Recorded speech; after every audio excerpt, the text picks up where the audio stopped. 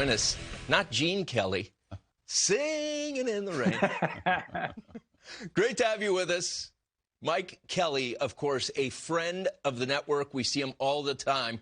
I can do addition, subtraction, multiplication, division, but I can't do with numbers what you do. So I'm going to ask you a very straightforward question that I know you can give us a great answer to. Dallas becomes, since the Kings of 2015, the first Stanley Cup final participant to not make the playoffs the next year. Why? Well, you got the big four, first of all, with the math. So that's really all you need. You're all set there. But offense. I mean, we know the Dallas Stars guys, right? They're known for defense. They're known for goaltending. This has been a weird year. Obviously, you miss Tyler Seguin for basically all of it, and you miss Alex Radulov for a ton of time. And you're a team already that struggles to generate offense. It's going to be hard. And they had their challenges this year.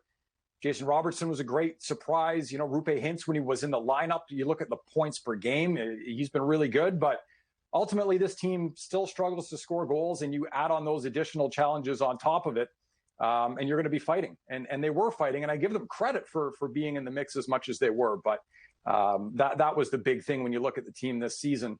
What prevented them from being as successful as they wanted to be, considering all those other elements as well, it was trouble scoring goals.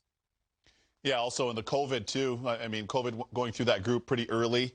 In addition to that, ravaging their lineup in terms of players that were out and staff members that were out. The storm, that unprecedented ice storm that they had there in Dallas and Texas, where the majority of the state was powerless. You know, and unfortunately, some people ended up passing and losing their lives. Unfortunately, not relative to the organization, but any one citizen is too many. So that was also a factor. But as you look forward and you project this group for next year, there's going to be some changes.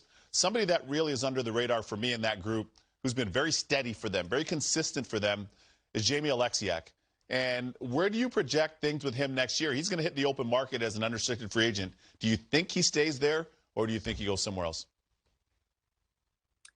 Well, it's a great question, Weeksy. And you know, he was rumored around the trade deadline, if Dallas wasn't going to be in the mix, as maybe a guy that could be on the move.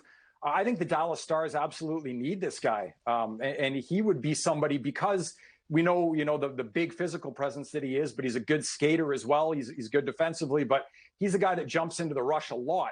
And you go back and you think about Dallas in the bubble last year and how they were able to generate a little more offense than we normally see from them and allow them to go as deep as they did in the postseason. They were getting 4 guys up in the rush, 5 guys up in the rush. Obviously, Miro Heiskanen is a guy that can do it no problem, but Alexiak's a guy that jumps into the play a lot.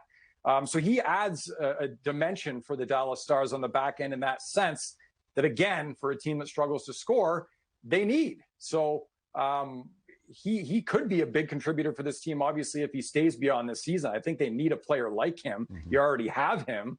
So it makes a lot of sense to me to keep him around.